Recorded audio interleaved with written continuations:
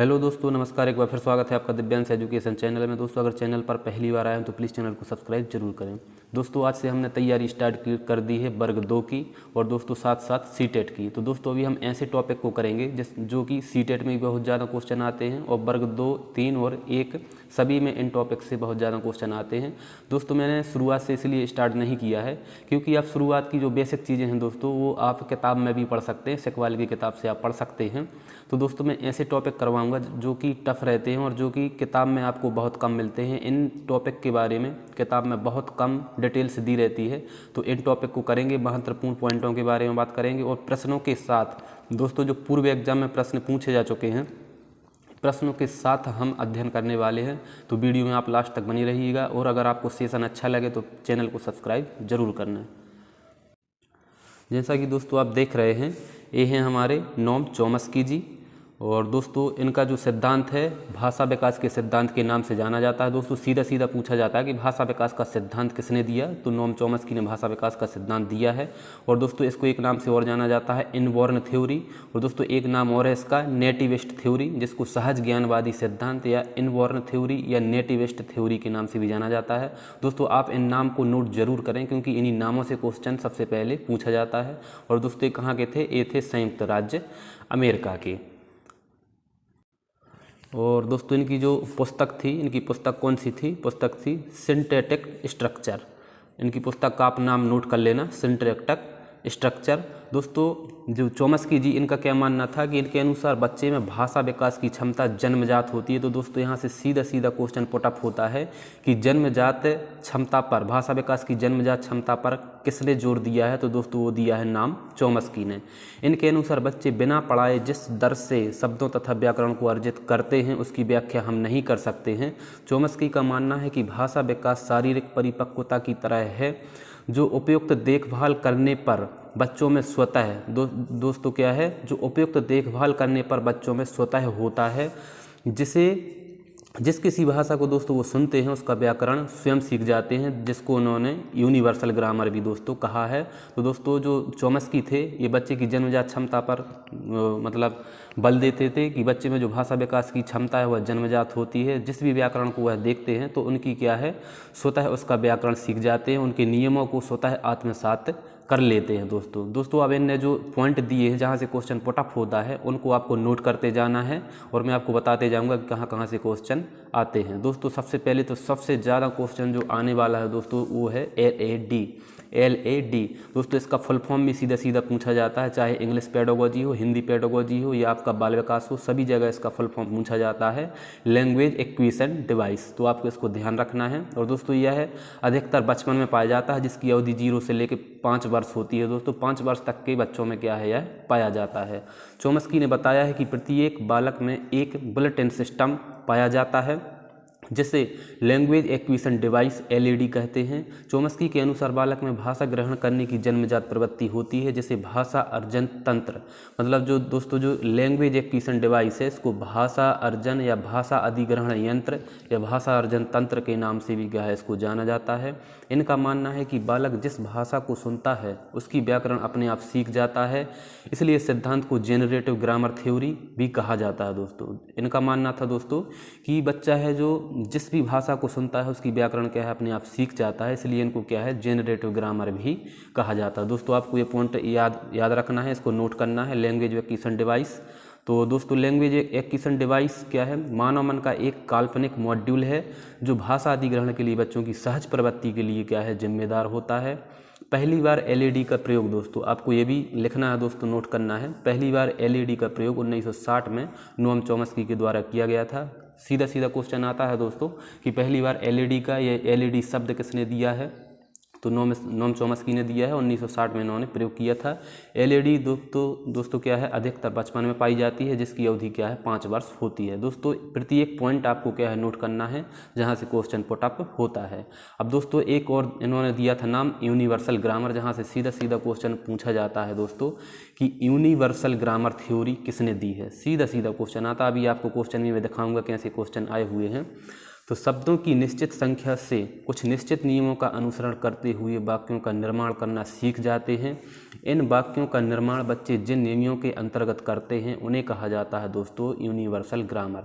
मतलब जिन वाक्यों का निर्माण बच्चे एक जो निश्चित नियमों का सेट होता है दोस्तों, नियमों के सेट के आधार पर वाक्यों का निर्माण करते हैं दोस्तों, उसे कहा जाता है यूनिवर्सल ग्रामर। और इसके दोस्तों अन्य नाम भी हैं, कौन से हैं? इन्हें सार्वभौमिक व्याकरण या जेनरेटिव ग्रामर भी कहा जाता है। आपको यह सभी नाम दोस्तों याद रखना है। तीनों चारों नाम क्या है, घुमा फिरा कर पूछे जाते हैं। या तो यूनिवर्सल ग्रामर आएगा, या फिर जेनरेटिव ग्रामर आएगा, या सार्वभौमिक व्याकरण, या फिर ट्रांसफॉर्मेशनल ग्रामर भी इसको कहा जाता है। तो चारों नामों में से दोस्तों कोई नाम पूछ देगा कि ट्रांसफॉर्मेशनल ग्रामर किसने दिया है, सार्वभौमिक व्याकरण का सिद्धांत किसने दिया है, तो आपका एक ही आंसर होगा नॉम चॉम्स्की। दोस्तों अगला है जो इन्हीं का एक पॉइंट है दोस्तों प्लास्टिसिटी। दोस्तों प्लास्टिसिटी भी किसने दी है? ये दी है दोस्तों अपने नाम चॉम्स्की जी ने। तो प्लास्टिसिटी क्या है दोस्तों? प्लास्टिसिटी भाषाओं के लिए एक स्पंज है जो जन्म से पूर्व किशोरावस्था तक जाता है। जिन बच्चों को अपने बचपन और पूर्व किशोरावस्था में कई भाषाओं को पढ़ाया जाता है, निश्चित रूप से इन भाषाओं को वो सही ढंग से हासिल करने में सक्षम होंगे। तो दोस्तों प्लास्टिसिटी एक ऐसा स्पंज है दोस्तों भाषाओं का जो पूर्व किशोरावस्था तक रहता है बचपन से लेकर। और दोस्तों जिनमें क्या है, बच्चों को अपने बचपन की पूर्व किशोरावस्था में जो ज़्यादातर भाषाओं का अध्ययन कराया जाता है, तो निश्चित रूप से क्या है, इन भाषाओं को अच्छे ढंग से सीख जाते हैं, जिसे इन्होंने प्लास्टिसिटी कहा है। अब है दोस्तों जन्मजात सिद्धांत, जिसको आप इसको बोल सकते हैं दोस्तों कॉन्जेनिटल थ्योरी। इसको आप कॉन्जेनिटल थ्योरी भी बोल सकते हैं दोस्तों, जन्मजात सिद्धांत। क्वेश्चन दोस्तों सीधा आएगा कि जन्मजात सिद्धांत या कॉन्जेनिटल थ्योरी किसने दी है, तो ये दी है दोस्तों नॉम चॉम्स्की जी ने। दोस्तों आपको यूट्यूब पर ये कहीं नहीं मिलने वाले हैं पूरे डिटेल से पॉइंट दोस्तों। भाषा एक विशेषता है जो सभी में जन्मजात होती है। यह सिद्धांत व्यवहारवाद की पूर्णतः विपरीत है। चॉम्स्की का मानना है कि एक बच्चा भाषा को नकल करके नहीं सीखता, लेकिन भाषा की अपनी वाक्यात्मक संरचना अपने सहज ज्ञान से सीखता है। शब्दों की सीमित सेट, जिसे लेक्सिकॉन भी कहा जाता है, इसके माध्यम से बच्चा क्या है, सीखता है। तो दोस्तों जन्मजात सिद्धांत है, जिसको आप कॉन्जेनिटल थ्योरी बोलते हैं दोस्तों। तो इसको आप दोस्तों क्या है, एक ऐसा सिद्धांत है जो कि व्यवहारवाद के पूर्णतः विपरीत है। अब दोस्तों व्यवहारवाद किसने दिया है? व्यवहारवाद दोस्तों जो कि वॉटसन ने दिया था। वह मानते थे कि बच्चा है जो ऑपरेटिंग कंडीशनिंग के द्वारा सीखता है। दोस्तों क्या है, वहाँ पर अनुक्रिया और उद्दीपक के द्वारा ऑपरेटिंग कंडीशनिंग मतलब एक रिलेशन स्थापित करके बच्चा क्या है सीखता है। तो दोस्तों इन्होंने ऐसा कहा है कि इस मतलब पूर्णतः गलत है। इन्होंने कहा कि बच्चा में ऐसा कुछ नहीं हुआ। क्या है, बच्चा में सीखने की क्षमता है जो जन्मजात होती है। जो बच्चा है भाषा नकल करके नहीं सीखता है। वह क्या है, जो वाक्य रहते हैं उनकी संरचनाओं को अपनी सहज ज्ञान के द्वारा सीखता है, जिसे इन्होंने क्या है लेक्सिकॉन भी कहा जाता है दोस्तों। ये लेक्सिकॉन भी दोस्तों एक बार एग्जाम में पूछा जा चुका है कि उसमें क्वेश्चन आया था कि शब्दों का जो निश्चित सेट रहता है, शब्द भंडार जो आपका रहता है, उसे क्या कहा जाता है दोस्तों? उसे कहा जाता है लेक्सिकॉन, जो शब्दों के सीमित एक सेट होता है दोस्तों। तो आपको क्या है पॉइंट क्लियर हो गया होगा दोस्तों। जो दोस्तों अगला है वह जैविक सिद्धांत, बायोलॉजिकल थ्योरी। चॉम्स्की ने यह प्रतिपादित किया कि मनुष्य जाति में भाषा के लिए स्पष्ट जैविक गुण विद्यमान हैं, जो वे क्या है उसे पशु जगत से अलग करते हैं दोस्तों। उसमें क्या है, उसको पशु जगत से अलग करते हैं, जो उसके लिए स्पष्ट जैविक गुण होते हैं दोस्तों। ये दोस्तों इन्होंने बहुत बड़ी बात की है यहाँ पर, क्योंकि दोस्तों भाषा एक क्या है मनुष्य की भी होती है और एक भाषा होती है पशु की भी। लेकिन यहाँ पर जो जैविक गुण दोस्तों पाए जाते हैं, जैविक गुण मतलब जो मनुष्य जाति प्रजाति को दर्शाते हैं कि इनकी भाषा उनसे क्या है थोड़ी सी अलग है, मानवता के गुण विद्यमान होते हैं दोस्तों। तो इनको क्या है वह पशुओं से मनुष्य को अलग कर देती हैं। इसके आगे उन्होंने यह दावा किया है कि प्रत्येक मनुष्य का बच्चा भाषा का एक सॉफ्टवेयर लेकर पैदा होता है, जिसे इन्होंने क्या कहा है LAD। दोस्तों इन्होंने कहा है कि प्रत्येक मनुष्य का बच्चा का एक भाषा का सॉफ्टवेयर लेकर पैदा होता है, जिसे LAD इन्होंने कहा है। तो आपको ध्यान रखना है दोस्तों कि जैविक सिद्धांत या बायोलॉजिकल थ्योरी या जन्मजात प्रवृत्ति का सिद्धांत किसने दिया है दोस्तों? तो यह दिया है आपके नॉम चॉम्स्की ने। अब दोस्तों क्या है, इन्होंने भी भाषा सीखने के कितने 2 नियम बताए हैं दोस्तों। कौन कौन से बताए हैं दोस्तों? एक तो इन्होंने बताया ही है सतही संरचना, और एक बताया दोस्तों इन्होंने गहरी संरचना। अब दोस्तों सतही संरचना में क्या होता है कि इसमें बच्चा है जो बोलना पढ़ना लिखना आदि सरल वाक्य आते हैं, जैसे मम्मी पापा दादा दादी इत्यादि क्या है इसमें बोल सकता है। इसमें सिर्फ और सिर्फ क्या है ध्वनियों वाक्यों को बच्चा है जो पहचान सकता है। उसे जो जो भाषा का ज्ञान है वह नहीं होता, केवल सरल वाक्य ही उसे आते हैं। जिस प्रकार मम्मी पापा दादा नाना नानी इत्यादि, इसके क्या है वह अर्थों को नहीं जानता है सतही संरचना में। और दोस्तों जो गहरी संरचना है, गहरी संरचना के अंतर्गत क्या है, भाषा का ज्ञान गहराई से प्राप्त हो जाता है, जैसे कि कवि लेखक शिक्षक इत्यादि। जो मतलब जैसे कोई एक PhD होल्डर है या आप टीचर बनने जा रहे हैं तो आपको क्या है भाषा की गहरी संरचना का ज्ञान हो गया है। तो दोस्तों इन्होंने 2 नियम बताए थे कि एक प्रकार से तो बच्चा सीखता है सतही संरचना से, यानी कि ऊपर ऊपर छोटे छोटे वाक्य सरल वाक्यों से, और एक दोस्तों इन्होंने बताया था कि गहन अध्ययन डीप अध्ययन के द्वारा गहरी संरचना के द्वारा भी बच्चा सीखता है। अब दोस्तों यहाँ पर जो आपको महत्वपूर्ण पॉइंट दिए गए हैं इनको आपको बहुत अच्छे से नोट करना है दोस्तों। यहाँ से डायरेक्ट क्वेश्चन आपको देखने को अभी मिलेगा। दोस्तों पहला पॉइंट है कि इनकी सिद्धांत को क्या है दोस्तों, क्या है सहज ज्ञानवादी सिद्धांत या नेटिविस्ट थ्योरी भी इनको कहा जाता है दोस्तों। इनके सिद्धांत को इन्होंने कहा था दोस्तों, नाम चॉम्स्की ने, कि भाषा एवं विचार क्या है स्वतंत्र होते हैं। भाषा और विचार एक दूसरे से क्या है स्वतंत्र होते हैं। और दोस्तों इन्होंने कहा था कि मानव भाषा हमारे जीन्स द्वारा निर्धारित कार्यक्रम को समझने का क्या है एक उत्पाद है। दोस्तों सीधा सीधा कथन आएगा कि मानव भाषा हमारे जीन्स द्वारा निर्धारित कार्यक्रम को समझने का एक उत्पाद है। यह किसने कहा था? तो दोस्तों यह कहा है हमारे नोम चॉम्स्की जी ने। भाषा का विकास एक संपत्ति है जो स्वतंत्र रूप से बुद्धि का कार्य करता है। दोस्तों डायरेक्ट कथन पुटअप होता है कि भाषा का विकास एक संपत्ति है जो स्वतंत्र रूप से बुद्धि का कार्य करता है। या किसने कहा है दोस्तों? तो यह भी कहा है हमारे नोम चॉम्स्की जी ने। चॉम्स्की ने प्राचीन भारतीय दृष्टिकोण के विद्वान पाणिनि की जनरेटिव ग्रामर के नियमों को महत्व दिया है। दोस्तों यहाँ से भी क्वेश्चन एक पूछा जा चुका है कि दोस्तों जो पाणिनि का व्याकरण था दोस्तों मतलब जनरेटिव ग्रामर था, इसको किसने महत्व दिया है? तो इसको महत्व दिया है दोस्तों हमारे नोम चॉम्स्की जी ने। दोस्तों बालकों में भाषा विकास एक निश्चित क्रम में होता है, जो सभी बालकों में दोस्तों क्या है, यहाँ पे बालों नहीं है दोस्तों, यहाँ पे बालकों, थोड़ा सा यहाँ पे मिस्टेक हो गया है, बालकों में एक जैसा होता है दोस्तों। इसमें डायरेक्ट दोस्तों क्वेश्चन पूछा गया है कि एक निश्चित पैटर्न के प्रारूप में दोस्तों अध्ययन पर किसने बल दिया है कि सभी बालकों में एक निश्चित पैटर्न में क्या है भाषा का विकास होता है। तो डायरेक्ट यहाँ पर आएगा नोम चॉम्स्की जी। दोस्तों हम करेंगे जो पूर्व में क्वेश्चन आ चुके हैं उन क्वेश्चनों को हम देखेंगे कि कौन कौन से क्वेश्चन पूछे जा चुके हैं नोम चॉम्स्की जी से। दोस्तों ये क्वेश्चन आपको अब बिल्कुल ऐसे लगेंगे कि ये क्वेश्चन मैं कर चुका हूँ पहले भी और मुझे ये क्वेश्चन बिल्कुल सरल लग रहे हैं। अगर आपने अच्छे से जो मैंने समझाया दोस्तों उसको अच्छे से समझा होगा तो ये क्वेश्चन आपको बिल्कुल सरल लगेंगे। दोस्तों पहला क्वेश्चन है, सभी बच्चों में सार्वभौमिक रूप से पाई जाने वाली भाषा अर्जन अवधि। दोस्तों सीधा सीधा आ गया, लैंग्वेज एक्विजिशन डिवाइस की अवधारणा किसने प्रस्तुत की है? तो सीधा सा है नोम चॉम्स्की जी ने। दोस्तों अगला क्वेश्चन है, भाषा अधिग्रहण में स्फूर्त अनुकूलन की भूमिका पर कौन सा सिद्धांत केंद्रित है? दोस्तों कहीं कहीं आपको क्या है इंग्लिश शब्द, इसलिए मैं बताता हूं कि इंग्लिश शब्द क्या है आपको याद रखना चाहिए। अब यहाँ पर आपको दिख रहा है दोस्तों, हिंदी में दिख रहा है स्फूर्त अनुकूलन, और दोस्तों अगर आप इंग्लिश में देखेंगे तो यहाँ पर आपको दिखेगा operant conditioning in language acquisition. तो दोस्तों अगर ऑपरेंट कंडीशनिंग आपको दिख रहा है और यहाँ पर एक्विजिशन दिख रहा है तो आपको यहाँ पर क्या है नेटिविस्ट थ्योरी पर नहीं जाना है दोस्तों, क्योंकि यहाँ पर ऑपरेंट कंडीशनिंग है।